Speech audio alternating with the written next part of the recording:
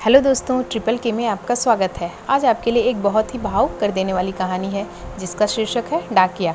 आगे बढ़ने से पहले चैनल को सब्सक्राइब करना मत भूलिएगा। तो कहानी शुरू करते हैं। अम्मा, आपके बेटे ने मनी ऑर्डर भेजा है। डाकिया बाबू ने अम्मा को देखते अपनी साइकिल रोक दी।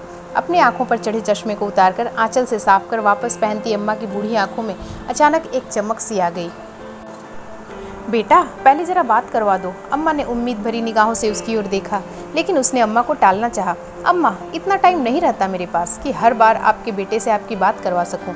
डाकिया ने अम्मा को अपनी जल्दीबाजी बताना चाहा, लेकिन अम्मा उससे चिरौरी करने लगी। बेटा, बस थोड़ी देर की ही तो बात है। अम्मा, आप मुझसे हर बार बात करवाने की जिद न किया करो। यह कहते हुए वह डाकिया रुपए अम्मा के हाथ में रखने से पहले अपने मोबाइल पर कोई नंबर डायल करने लगा। लो अम्मा, बात कर लो, लेकिन ज़्यादा बात मत करना, पैसे कटते हैं। उसने अपना मोबाइल अम्मा के हाथ में थमा दिया। मोबाइल ले फ़ोन पर बेटे से हालचाल लेती अम्मा मिनट भर बात करके ही संतुष्ट हो गई। उनके झुर्रीदार चेहरे पर मुस्कान छा गई। पूरे 1000 रुपये हैं अम्मा। यह कहते हुए उस डाकिया ने 100 के 10 नोट अम्मा की ओर बढ़ा दिए। रुपए हाथ में ले गिनती करती अम्मा ने उसे ठहरने का इशारा किया। अब क्या हुआ अम्मा? यह 100 रुपये रख लो बेटा। क्यों अम्मा? उसे आश्चर्य हुआ। हर महीने रुपए पहुँचाने के साथ साथ तुम मेरे बेटे से मेरी बात भी करवा देते हो, कुछ तो खर्चा होता होगा ना। अरे नहीं अम्मा, रहने दीजिए। वह लाख मना करता रहा, लेकिन अम्मा ने ज़बरदस्ती उसकी मुट्ठी में 100 रुपये थमा दिए और वह वहाँ से वापस जाने को मुड़ गया।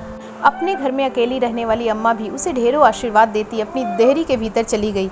वह डाकिया अभी कुछ कदम ही वहाँ से आगे बढ़ा था कि किसी ने उसके कंधे पर हाथ रखा।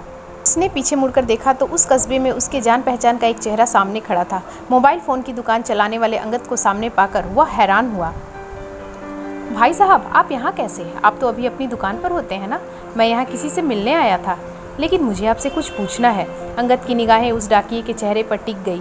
जी पूछिए भाई साहब। भाई, आप हर महीने ऐसा क्यों करते हैं? मैंने क्या किया है भाई साहब? अंगद के सवालिया निगाहों का सामना करता हुआ डाकिया तनिक घबरा गया। हर महीने आप इस अम्मा को भी अपनी जेब से रुपए देते हैं और मुझे फ़ोन पर इनसे इनका बेटा बनकर बात करने के लिए भी रुपए देते हैं, ऐसा क्यों?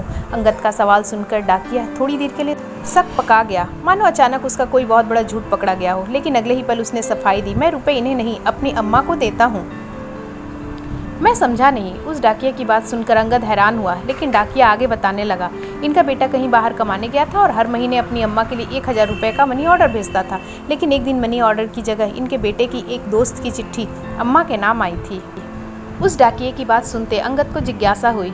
कैसी चिट्ठी? क्या लिखा था उस चिट्ठी में? संक्रमण की वजह से उनके बेटे की जान चली गई, अब वह नहीं रहा। फिर क्या हुआ भाई? अंगद की जिज्ञासा दुगनी हो गई, लेकिन डाकिये ने अपनी बात पूरी की। हर महीने चंद रुपए का इंतजार और बेटे की कुशलता की उम्मीद करने वाली इस अम्मा को यह बताने की मेरी हिम्मत नहीं हुई। मैं हर महीने अपनी तरफ से इनका मनी ऑर्डर लाता हूँ। लेकिन यह तो आपकी अम्मा नहीं है ना? मैं भी हर महीने 1000 रुपये भेजता था अपनी अम्मा को, लेकिन अब मेरी अम्मा भी कहाँ रही? यह कहते हुए उस डाकिया की आंखें भर आईं। हर महीने उससे रुपए ले अम्मा से उनका बेटा बनकर बात करने वाला अंगद उस डाकिया का एक अजनबी अम्मा के प्रति आत्मीय स्नेह दे निशब्द रह गया। दोस्तों, कहानी अच्छी लगी हो तो कमेंट ज़रूर कीजिएगा, वीडियो को लाइक और शेयर कीजिएगा, चैनल को सब्सक्राइब करना मत भूलिएगा। धन्यवाद।